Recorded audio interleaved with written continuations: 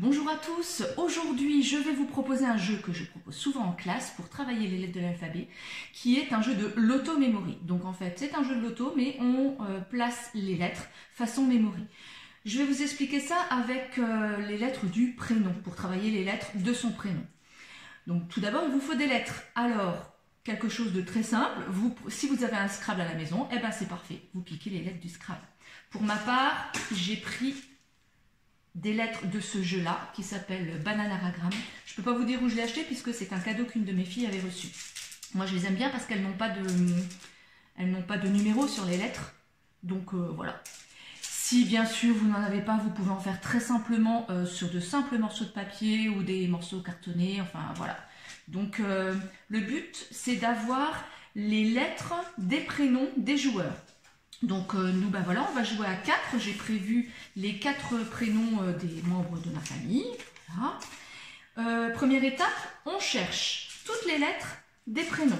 Alors, simplement, si vous êtes capable, si l'enfant est capable de faire ça, c'est-à-dire d'avoir le prénom et de replacer les lettres en dessous sans avoir besoin de l'ordre, c'est-à-dire s'il pioche un H, ah ben un H c'est le deuxième, je peux le placer là. Ok, donc s'il est capable de faire ça, faites ça. Si pour lui c'est déjà compliqué, proposez-lui ça. C'est-à-dire que vous avez fait un tableau, j'ai pris la taille des lettres que j'avais, vous avez fabriqué un tableau avec les lettres écrites dedans et comme ça lui il n'a plus qu'à replacer sur le même modèle. Donc première étape, on prend toutes les lettres des prénoms des joueurs. Évidemment je l'ai déjà fait, sinon ça va être trop long. Hop, je recule. Donc dans ma petite boîte j'ai toutes les lettres qui constituent les prénoms de notre famille. Et là, je les place façon memory, c'est-à-dire que je leur donne une place bien précise qu'on ne pourra pas changer. Hop, hop. Voilà. J'essaye de me dépêcher. Hop. Et on va même faire... on va en mettre là pour que ce soit moins grand. Voilà. Et autour, eh ben, on place, alors, soit ces modèles comme ça, parce que c'est plus facile pour l'enfant, ou s'il en est déjà un peu plus loin, ces modèles comme ça. Donc hop, tout autour, donc on a 4 joueurs, voilà, et voilà. Donc chacun son tour, on pioche une lettre. Donc je commence, allez, Christine, je pioche une lettre. Ah, le E, eh ben je l'ai le E. Donc le E, ben, c'est la dernière lettre de mon prénom, je la prends, je la place ici. Imaginons, je tire une autre lettre, ben, celle-là je l'ai aussi, alors hop, on va vite tricher, on va essayer de trouver, ah voilà, imagine, je tire cette lettre-là, c'est le O, je ne l'ai pas dans mon prénom. Donc je dis que c'est le O, mais que je ne l'ai pas, sauf que Grégoire qui joue juste après moi, il en a besoin lui.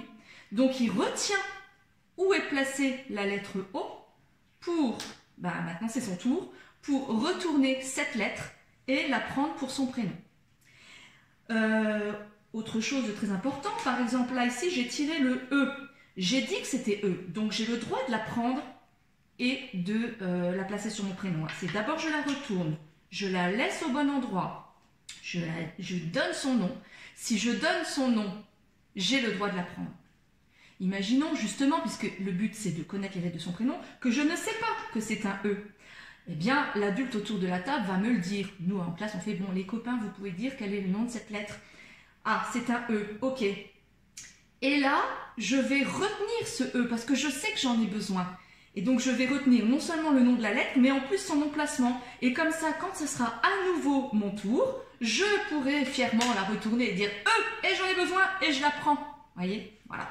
Donc, moyen ludique d'apprendre son prénom. Vous allez me dire, oui, mais Christine, forcément, tu as un prénom plus long que Anaïs.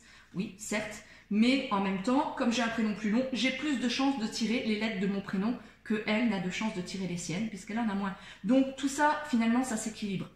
Vous pouvez jouer avec les prénoms. Vous pouvez jouer, si l'enfant, ça lui plaît beaucoup ce jeu, eh ben, on va prendre 2 prénoms et puis chaque personne va en prendre 2. Et vous pouvez prendre celui du doudou, du papy, de la mamie, des cousins, enfin peu importe. Et vous pouvez même jouer à ce jeu avec n'importe quel autre mot. Voilà. J'espère que ça vous aura aidé et moi je vous dis à bientôt pour d'autres idées.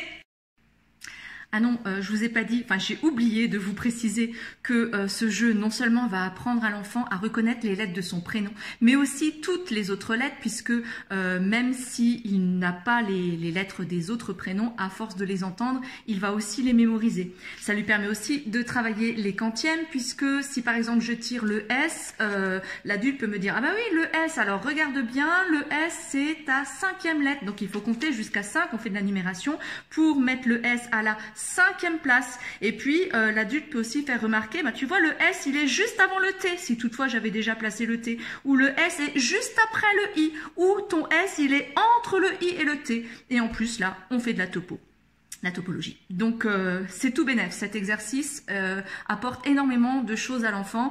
Lui se sera pas rendu compte qu'il jouait, enfin qu'il apprenait parce qu'il était en train de jouer, et ça lui apporte beaucoup. Donc je compte sur vous et à bientôt.